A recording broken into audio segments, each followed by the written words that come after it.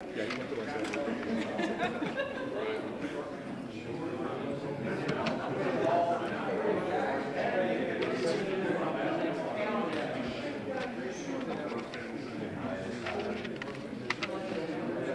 right, welcome everyone.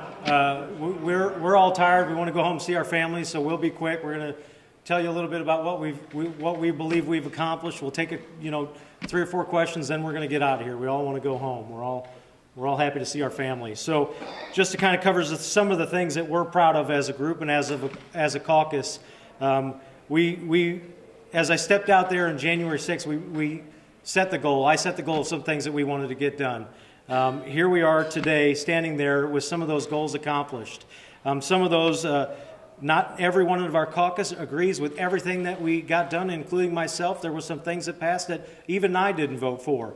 But collectively as a group, we continue to work through some of those things, and here we are today. We got Missouri Empowerment Scholarships done, ESAs. We got foster care tax deductions done. We got adoption tax credits. We got birth match, preventing misuse of seclusion and restraint, supporting victims of abuse, termination of parental rights language, increased foster care and adoption subsidies. We just went out there and we did the Second Amendment Preservation Act, Wayfair, tort reform, children's residential homes. It was a big priority for all of us. Raise the age. It was a huge issue. Health orders dealing with COVID, treasure investments, protecting victims of abuse, law enforcement Bill of Rights, which we just finished a little while ago.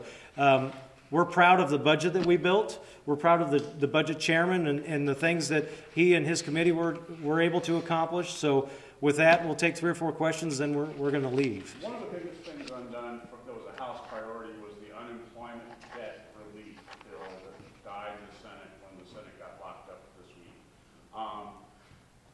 The governor has never been publicly very supportive of that. How do you get help for those people? I would say that issue's not over. I would tell you that the majority of the people standing behind me cared about that issue.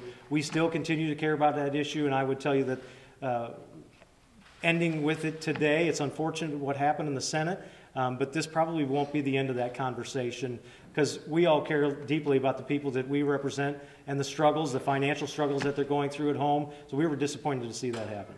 So we may address that even further.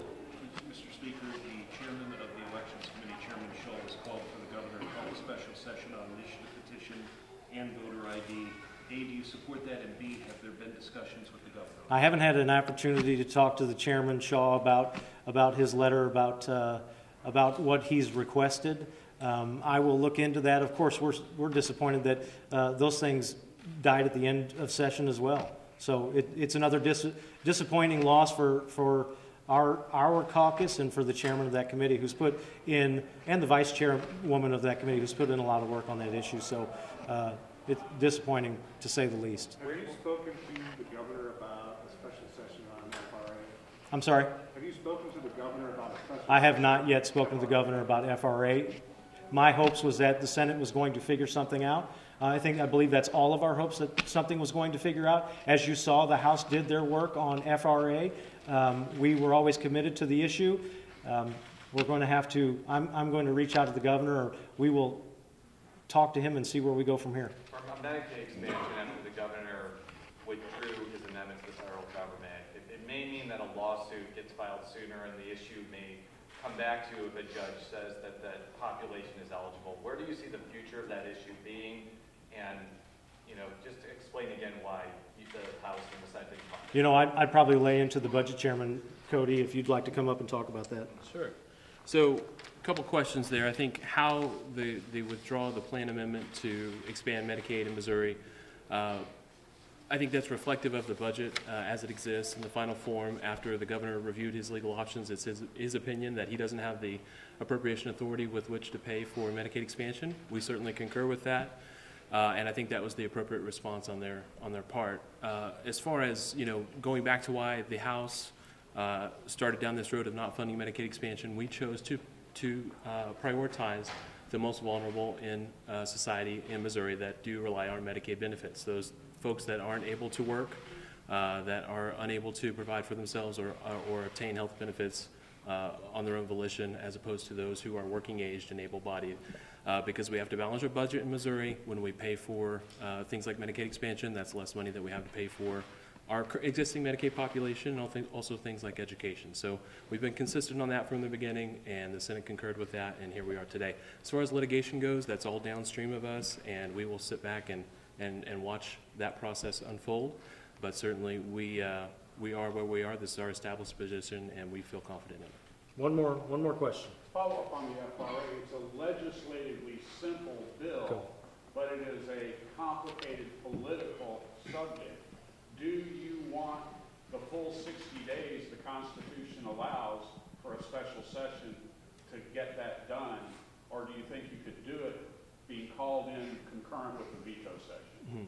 So, yeah, Rudy, it's become more politically complicated this year, where in years past we've simply renewed the FRA and not addressed other subjects in the process.